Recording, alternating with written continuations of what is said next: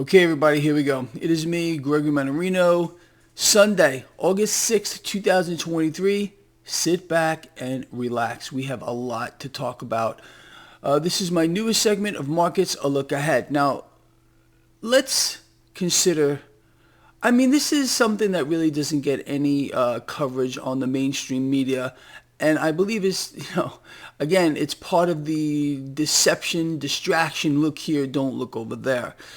So we've been hearing a lot lately about debts and deficits, and you and I have covered this to the point of nauseum, how it's not going to stop, it's going to continue to balloon, and there's no stopping it for a multitude of reasons. Again, central banks who are in full control of the world economy, the world financial markets, and the entire financial system, their goal collectively is to continue to inflate, despite the nonsense we're hearing from every single propaganda ministry, CNBC, Bloomberg, Fox Business, Fed presidents, and everybody else here.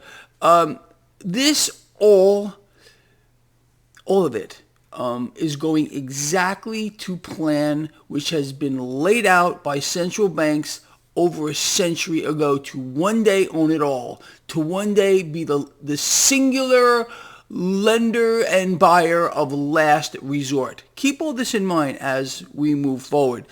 So the story is, I have outlined and we have spoken about on this blog for I don't know how many years, how the global economy as a percentage of GDP is contracting at its fastest pace we've ever seen. Nothing has ever come close. No financial meltdown, no crash of 1929, no COVID or anything else. So just to put this into a perspective for you, and again, do not, and I'm going to urge you again, do not take my word for what I'm about to say. I want you to do your own research. It'll take you a nanosecond. Open up a window here, a search engine, and just see if what I am explaining is true. So I explained to you, as a percent of GDP, global economy is in free fall. And this mechanism is going to get exponentially worse moving forward. Now, right here, this is where we stand. The global debt has now hit a record-breaking $300 trillion. Now, this is at face value.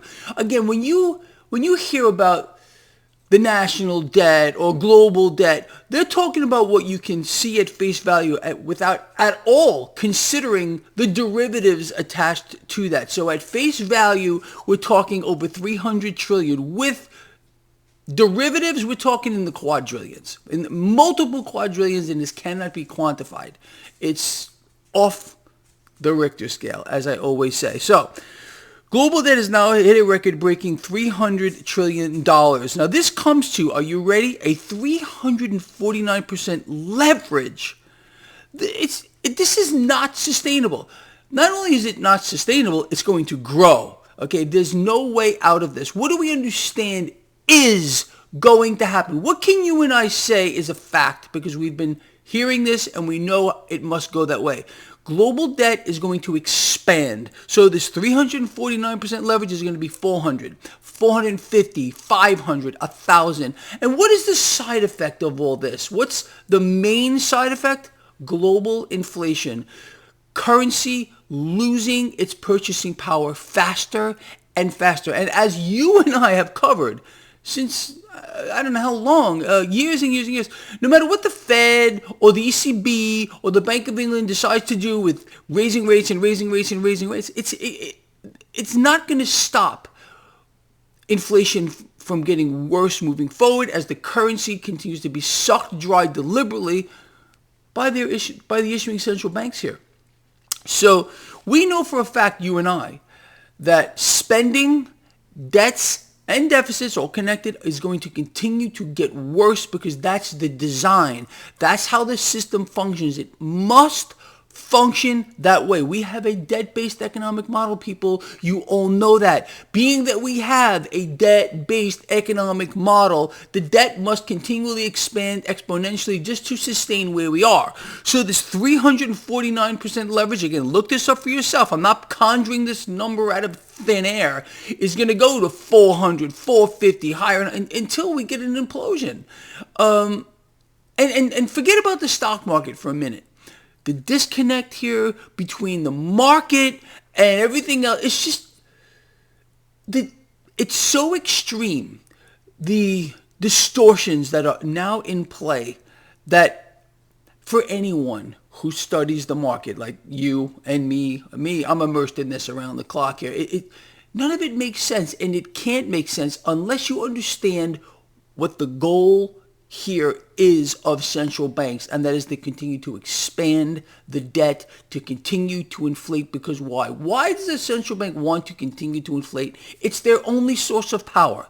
One, I'm going to tell you again, if you and I were able to stop one central bank from inflating, we can bring down the entire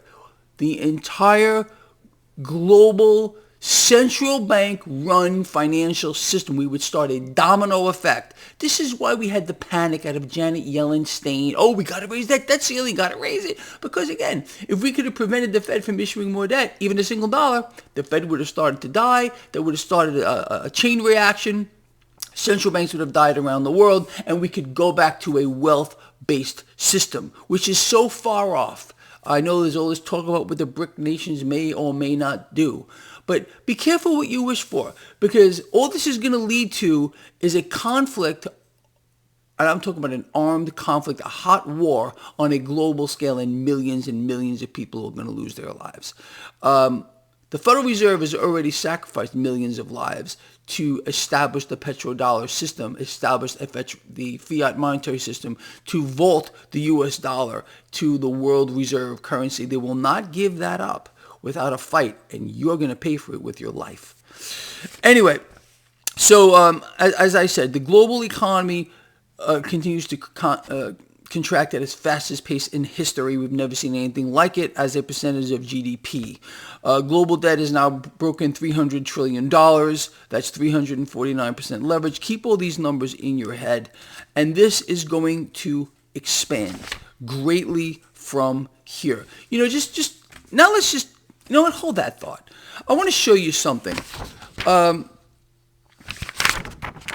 This is a chart of the Federal Reserve's balance sheet since the meltdown. This is the 2008 market crash. See that little blip? That's COVID. Hold on a minute. That's COVID. Look at the magnitude, the difference here. Look at the trajectory here of the Fed's balance sheet. Again, this is the Federal Reserve's public balance sheet. You see that blue line? That's where I predict we're going to be in a relatively short period of time. Because, again, there's all this talk about how the Fed's balance sheet is shrinking. The Fed's balance sheet is shrinking. We've had little dips in the Fed's balance sheet before, but look at the trend. Do you really believe this is going to stop in the face of what we just talked about? How central banks must inflate, and they will continue to inflate and drive debts and deficits way, way higher than they are, because that's their goal. Their goal is to continue to inflate. The more a central bank inflates, the more a central bank is called on to inflate. For example, a weaker dollar, negative rates or whatever. The stronger they become, not the weaker. You understand? And they're creating slaves to the system, people that are dependent on the system. You know all this if you have followed this blog for any length of time. So I want you to keep this in mind, all right, as we move forward on top of everything that we spoke about. Now I want to cover this too, all right? Look at this headline. This isn't something I made up. This is a headline. You can look it up for yourself. Congressional Budget Office. Now, let me read this to you. The U.S. government to borrow in excess of another $1 trillion in Q3 as the deficit widens and debt servicing costs shatter an 11-year high. This is an estimate only by the Treasury. And so we know this is going to be much, much worse, but this is what they are allowing you to know. Bear with me a moment. The U.S. government is dramatically raising its expectations on how much capital it needs to borrow this quarter amid a growing fiscal deficit and dwindling cash reserves. what does that mean? Again, you and I have covered this to the point of nauseum. Even though the world is awash in debt more so than we've ever seen, a 349% leverage as we are speaking, okay, there's not enough of it. The system must operate how? How does the system operate? In a constant vacuum. It must relentlessly and in perpetuity pull more debt, more cash into the now. Our so-called representatives around the world are playing, they're in bed, obviously, with central banks or the real government, and they're going to come up with every reason imaginable, things you can't dream about or even have a nightmare about. How are they going to create more debt, inflate further here? That's a fact. So if we know all this and we're getting these numbers right out of their own mouth, what do you think is going to happen? So let us move forward. The Treasury Department says it has increased its borrowing estimates to over $1 trillion, just moving forward to the next quarter, significantly higher than its prior estimate of $733 billion. Again, these numbers, these estimates are, in my view, vastly to the low side. It must increase. It has to increase, and you all know that. All right. Now, with that said, let's just look back on this market here. We witnessed a phenomenon as of late that really has spun everyone's head around. You and I expected that we would see the cavalry arrive. We watched the Mannarino market risk indicator, the MMRI, break 250. We watched the market have a fit over this. And subsequently, we watched the 10-year yield hit 4.2, a little over that. And then all of a sudden, a miracle happens on Friday. 10-year yield drops 16 basis points. The market started to rally off of that. The relative dollar strength fell through the floor. And then all of a sudden, the market got unhappy and sold off a triple-digit loss yet again. And I have to say the MMRI, free to you, free to everybody, link in description of this video, has nailed it to the wall for the I don't know how many time. We've seen this over and over and over again. You and I have covered right here in this blog how they're not done. They're not done inflating. I think I've outlined a good case for that right here. They're going to continue to inflate. They must inflate. And on Friday, the Federal Reserve buying all the debt.